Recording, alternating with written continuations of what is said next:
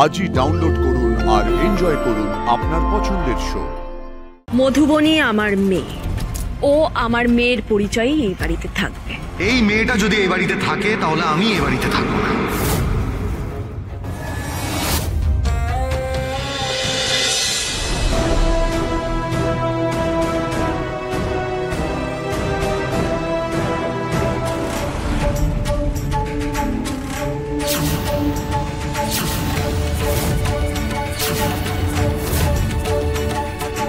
সুরভি, চলো মধুবনী। মা দাঁড়াও, এই মেয়েটা এখানে কি করছে?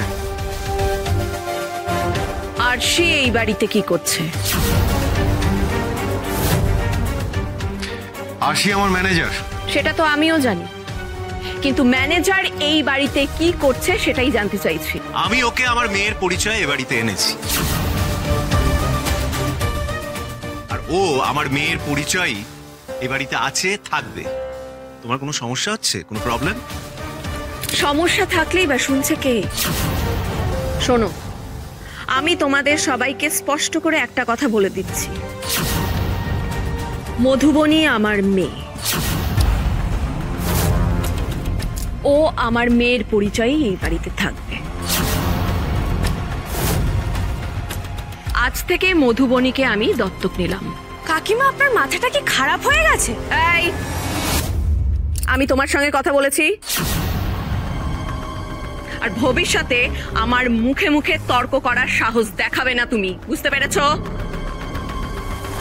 বেশ, মায়ের যখন ইচ্ছে হয়েছে ওই মেয়েটাকে এই বাড়িতে রাখার, তাহলে তাই হবে। আমি তাতে বাধা দেবো না, কিচ্ছু বলবো না। কিন্তু আমারও একটা কথা সবাই শুনে রাখো, এই মেয়েটা যদি এই বাড়িতে থাকে তাহলে আমি এই বাড়িতে থাকবো না। দাদু ভাই,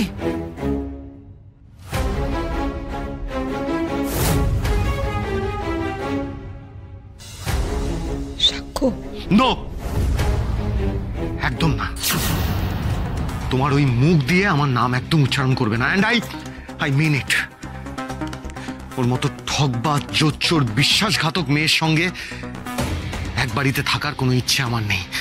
এখানে আমার দম বন্ধ হয়ে আসবে। কিন্তু মা যখন চাইছে তখন ও থাকুক এই বাড়িতে। আমি এই বাড়ি ছেড়ে চলে যাচ্ছি। দাদু ভাই, দাদু। বড় মামি আটকাও সাক্ষ্য দেখে।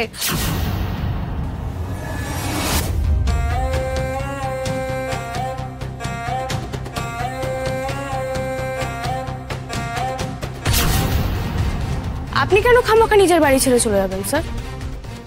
আপনি তো কোনো ভুল করেননি, তাহলে আপনি কেন স্যাক্রিফাইস করবেন? বরং আপনি যদি এই বাড়ি ছেড়ে চলে যান তাহলে সেটাই হবে সব থেকে বড় ভুল। আপনি প্লিজ যাবেন না স্যার। আর জঞ্জাল যদি বাড়িতে এসে ঢোকে তাহলে বাড়ি থেকে কেউ চলে যায় নাকি? বরং বাড়ির সেই জঞ্জালটাকেই ঝেঁটিয়ে বিদায় করতে হয়, আর আমরাও ঠিক সেটাই করব। আর সে সরি কাকিমা, আজ আপনার ধমকানি আমাকে থামাতে পারবে না। আপনি চোখে ঠুলি এঁটে আছেন, থাকুন, কিন্তু আমি স্যারের অপমান কিছুতেই সহ্য করব না। এই জঞ্জালকে আমি কুলোর বাতাস দিয়ে তাড়াবো।